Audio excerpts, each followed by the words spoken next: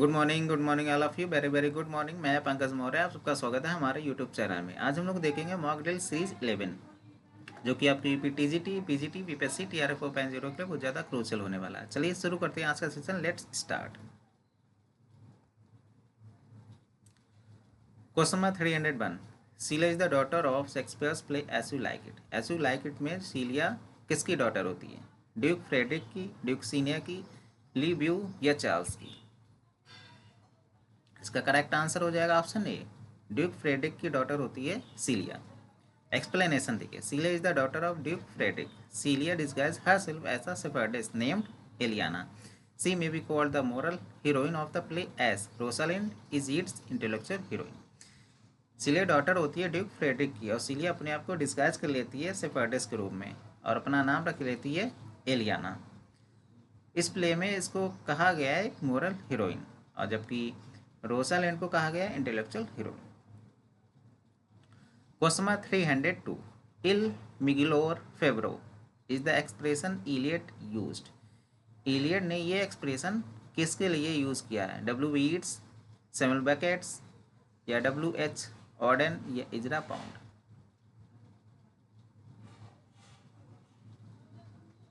Question number 302 का correct answer बन जाएगा ऑप्शन डी, इजरा पाउंड के लिए कहा है इल मिगिलोर फेब्रो।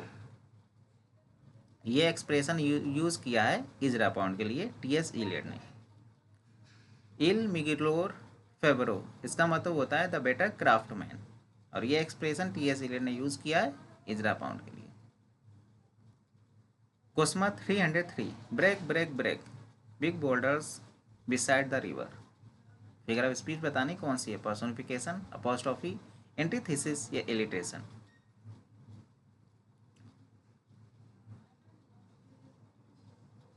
इसका करेक्ट आंसर हो जाएगा ऑप्शन डी, एलिट्रेशन। एक्सप्लेनेशन आपको चाहिए तो सिलेक्शन बैच में जाइए, वहाँ पे फिगर ऑफ स्पीच का एक्सप्लेनेशन आपको मिल जाएगा।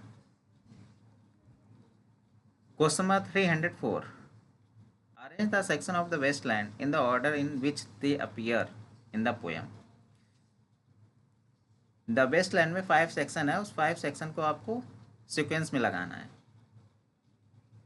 The fire sermon, death by water, a game of chess, what the thunder said या the burial of the dead. ये 5 सेक्शन के नाम है, इसको आपको सीरियल वाइज लगाना है।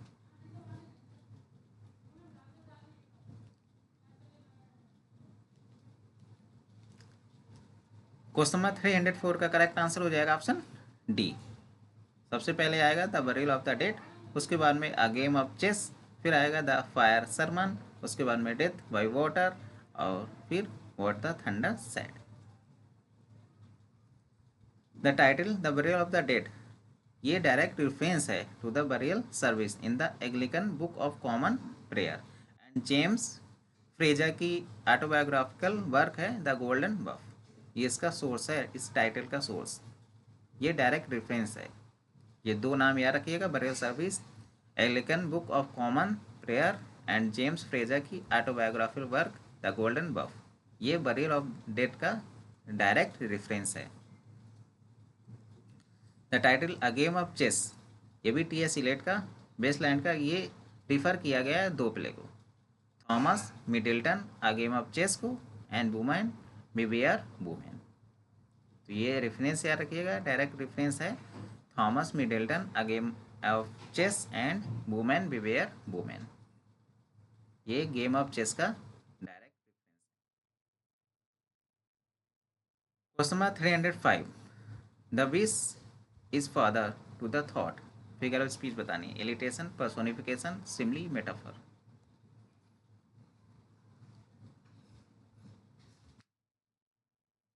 इसका करेक्ट आंसर हो जाएगा option D, metaphor. Question number 306। Life is but a walking shadow, metaphor, simile, apostrophe, hyperbole?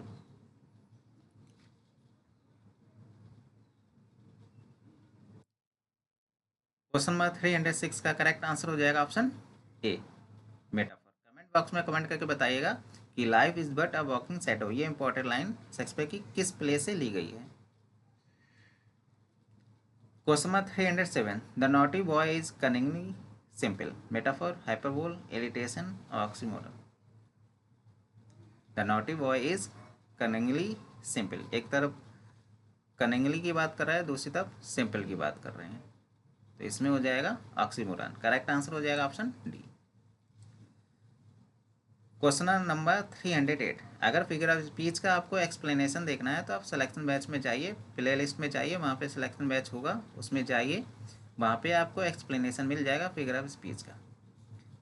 C floats like a love from the lips of a dream. Personification, simile, metaphor, oxymoron.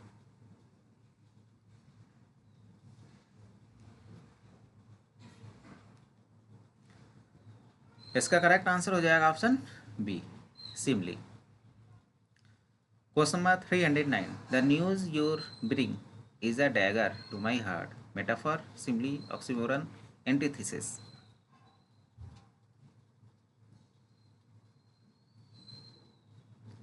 Question number 309 का correct answer बन जाएगा option A, metaphor. Question number 310। O earth what changes as thou seen. Simile, personification, metaphor या apostrophe.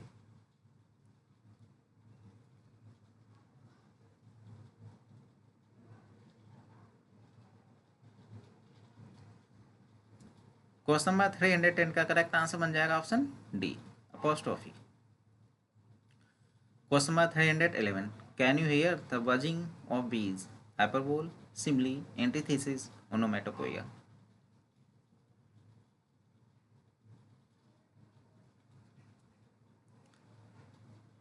Question number 311 का correct answer बन जाएगा option D, onomatopoeia.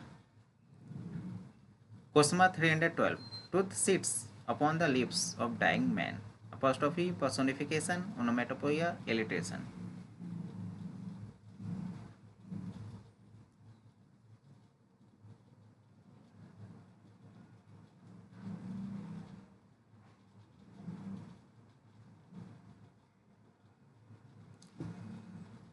Question number 312 का correct answer हो जाएगा option B, personification. Comment box में comment करके बताइएगा truth sits upon the lips of dying man, ये किस वर्क से ये इंपॉर्टेंट लाइन ली गई है।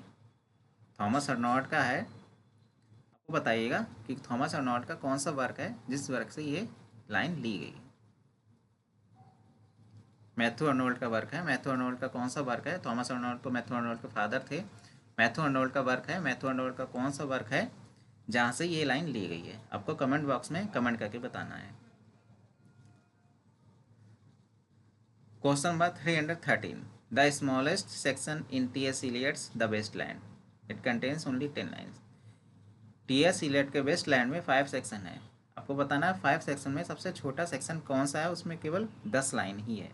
The fire sermon, death by water, a game of chess, what the thunder said.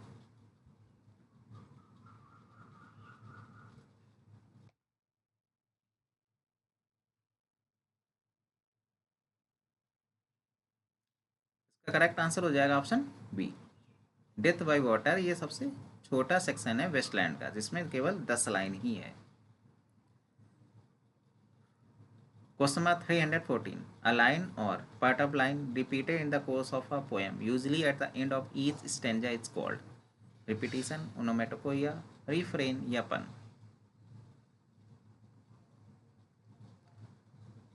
Question number 314 का करेक्ट आंसर हो जाएगा ऑप्शन सी, रिफ्रेन।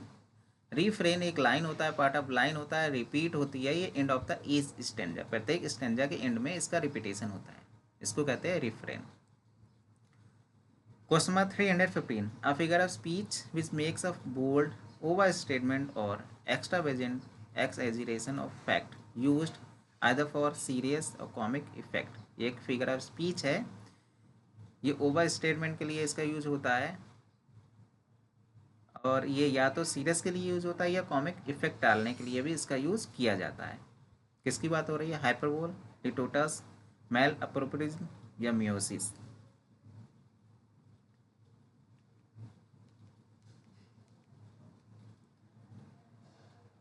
क्वेश्चन नंबर 315 का करेक्ट आंसर बन जाएगा option A, hyperbole. Question number 316। What is paradox. Paradox क्या है।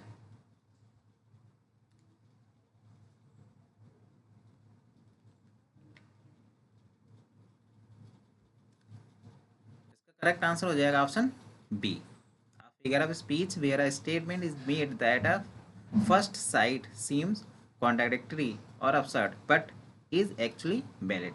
शुरू में तो आपको लगेगा ये विरोधाभास दे रहा है, लेकिन आप उसकी गहराई में जाएंगे, उसके मीनिंग में जाएंगे तो आपको लगेगा वो एक्चुअली वैलिड है, यानी सही बात है। एक्चुअली रियल लाइफ में वो सत्य बात है, उसमें कोई ना कोई सच्चाई छिपी रहती है, उसको कहते हैं paradox. Question number 317, knowledge is proud that it knows so much, wisdom is humble that it know no more। Oxymoron, simile, litotes या personification.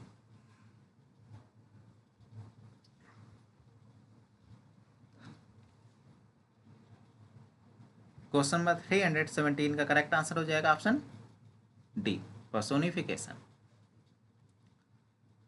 Question number 318, loneliness is young ambition ladder, metaphor, simile, pun या none.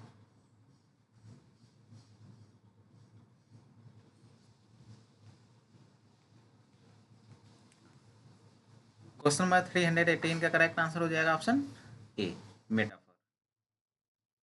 Question number 319, boys will be boys, epigram, saying, pun या litotes. इसका correct answer हो जाएगा option A, epigram. Question number 320, it is the wise father that knows his own child, epigram, pun, simile या none. इसका correct answer हो जाएगा option A, epigram.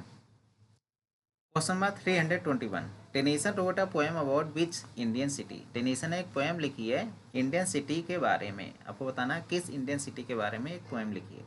Jhansi, Calcutta, Delhi, Lucknow.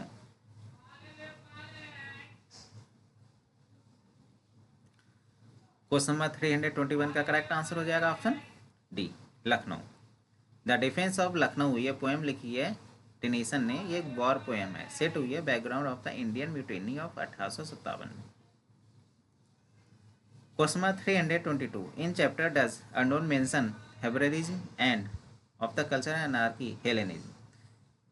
Matthew Arnold ने अपने वर्क कल्चर और अनार्की में हेब्रेरिज्म और हेलेनिज्म का यूज़ किया है। आपको बताना है हेब्रेरिज्म हेलेनिज्म किस चैप्टर में मेंशन किया है, चैप्टर 4, चैप्टर 2, ये एक्स बाय मिस्टेक आ गया है, चैप्टर 5 या चैप्टर 6।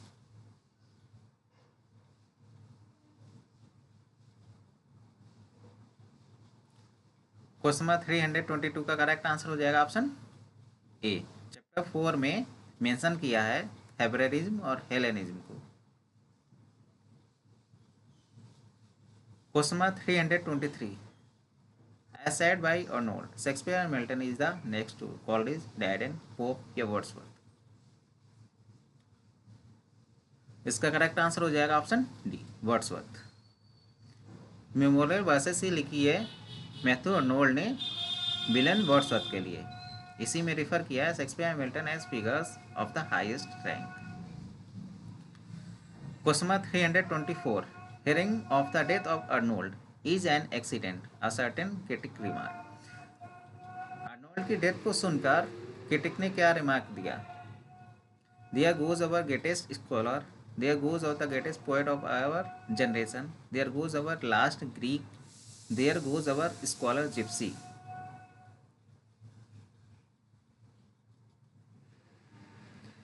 क्वेश्चन नंबर 324 का करेक्ट आंसर हो जाएगा option C, there goes our last Greek. Matthew Arnold की डेथ हुई थी, ये सुनकर क्रिटिक ने रिमार्क दिया है कि there goes our last Greek.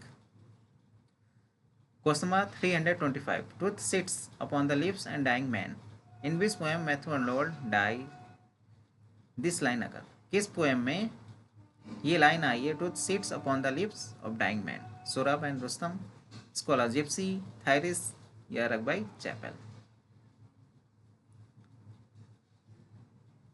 इसका करेक्ट आंसर हो जाएगा option A, Sohrab and Rustum में ये लाइन आई है, truth sits upon the lips of dying man. Question number 326, the story of Sohrab and Rustum is taken from. जो story है Sohrab and Rustam की, ये कहाँ से ली गई है।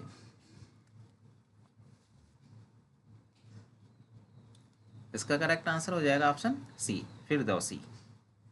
एक्सप्लेनेशन देखिए, the story Surab and Rustam. Surab and Rustam की जो स्टोरी है ये ली गई है एक पर्शियन इपिक पोएम है शाहनामा, बुक ऑफ किंग्स भी कहते हैं, फिरदौसी ने लिखी है शाहनामा। इसी इपिक पोएम का ये सोर्स है Sohrab and Rustum. Tragedy of Sohrab and Rustum where a father unknowingly kills his son. जहाँ पे ये फादर होता है, फादर रुस्तम रहते हैं और सुराब सन रहता है। यहाँ पे फादर अपने सन की हत्या कर देता है। Is a famous episode with in the Shahnameh, और शाहनामा के भीतर ये फेमस एपिसोड है, इसलिए ये सोर्स है शाहनामा फिरदौसी के द्वारा लिखी गई है। मैथ्यू आर्नोल्ड की poem also Drew inspiration from other sources including translation of Firdausi EPIC and sir John Malcolm की हिस्ट्री ऑफ पर्सिया। एक तो ये सोर्स हो गया सोराब एंड रुस्तम का, एक सोर्स हो गया शाहनामा बुक्स ऑफ किंग जो कि फिरदौसी ने लिखी है, और दूसरा सोर्स हो गया है फिरदौसी की EPIC and sir John Malcolm की हिस्ट्री ऑफ पर्सिया। ये दो इंस्पिरेशन है सोराब एंड रुस्तम का। सुराबा रुस्तम ये मैथ्यू आर्नोल्ड के लिखे द्वारा एक पोएम है, ट्रेजिक पोएम है। इसकी थीम है theme of faith, identity and destructive consequences of war. The story centre on Sorab या यंग टार्टर वॉरियर। सोराब क्या होता है, ये यंग टार्टर वॉरियर होता है, अनअवेयर दैट रुस्तम एक पर्शियन चैंपियन होता है, इज हिज फादर, जो कि फादर रहते हैं। ऑक्सस रिवर, सोराब और रुस्तम में ऑक्सर रिवर आती है, याद रखिएगा। Oxus river where the duel takes place, जहाँ पे इनका ड्यूल हुआ था, युद्ध हुआ था, सिंबलाइज कर रहा है relentless passage of the time and inevitability of faith. Sorab and Rustam was Matthew Arnold publish 1853 में ये पब्लिश हुआ था। Question number 327, what is the basic idea theme of Arnold's literature and dogma? Literature and dogma का basic idea या theme क्या है? इसका correct answer हो जाएगा option D, theology and religion. Literature and dogma ये पब्लिश हुई थी 1873 में। It is consider the major work in religious criticism. The book chapter number 4 to 6 is known for Arnold's critical analysis of religious dogma. His belief that religion was a crucial area for his intellectual insight. Question number 328. In which university did Matthew Arnold rise to the position of chairmanship of poetry? Edinburgh University, Cambridge University, Oxford University, Leeds University.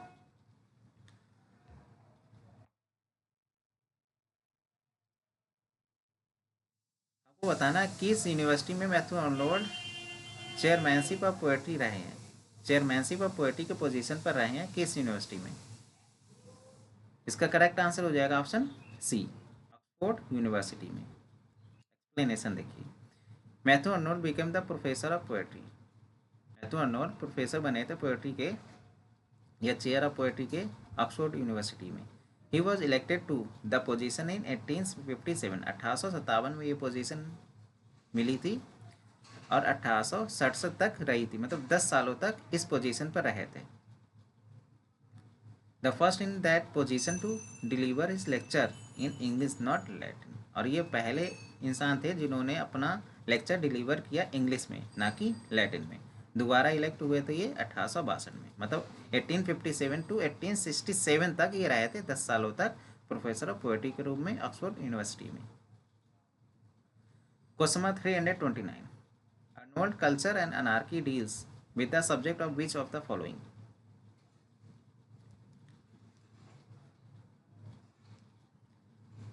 Question number 329 का correct answer हो जाएगा option D, theology. Theological discussion are more prominent in Arnold's other work like Literature and Dogma, Culture and Anarchy. तो literature and dogma, culture and anarchy में theological discussion किया है। Question number 330, Matthew Arnold began his career as inspector of schools, editor of a critical journal, teacher at Rugby school, assistant to a publisher. Matthew Arnold ने अपना career की शुरुआत किससे की थी?